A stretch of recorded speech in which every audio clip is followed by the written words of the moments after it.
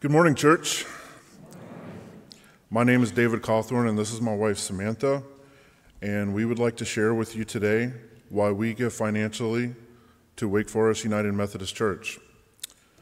For us, the recipient of our weekly tithe and offerings is not just the church itself, but God.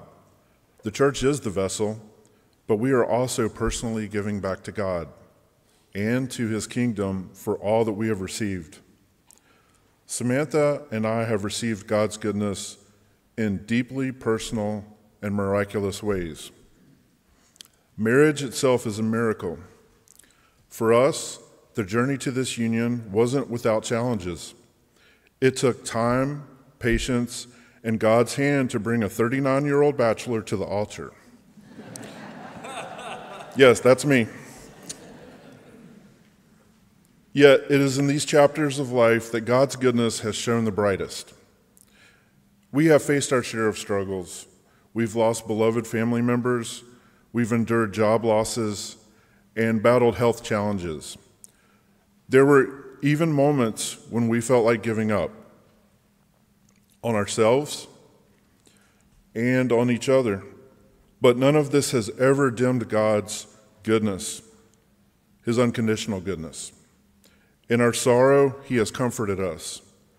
From toxic workplaces, he has resolved that or delivered us.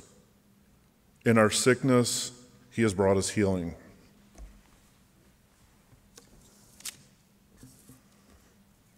Struggling with infertility was one of the hardest things I've ever faced. The constant cycle of treatments, hope, and heartbreak took its toll. And eventually we made the painful decision to stop trying. I simply couldn't handle the emotional strain any longer. Then, just before I started my first semester in nursing school, something incredible happened. I got a positive pregnancy test. I could hardly believe it. When I went to the fertility treatment the fertility clinic for confirmation, the initial tests were discouraging. The hormone levels were too low for the expected date, and they told me it wouldn't likely be viable. But God had other plans. Over the next few days, my hormone levels kept rising, so much so that the doctors wondered if I might be carrying multiples. As it turned out, there was just one precious little life growing inside me.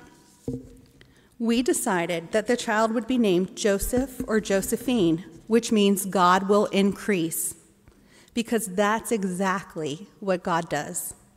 He adds, he multiplies, and in his perfect timing, he gave us the miracle we'd been waiting for.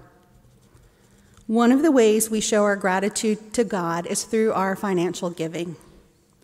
My mom, who is from Ecuador, often reminds me, Samantha, it is impossible to outgive God. And she's right.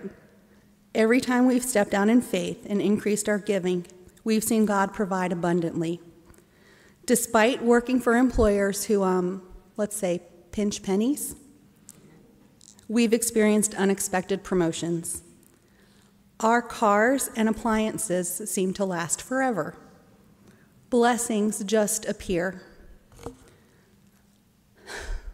On Wednesday, we laid our dog to rest.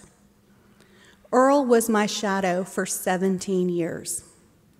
And yes, 17 years is a blessing.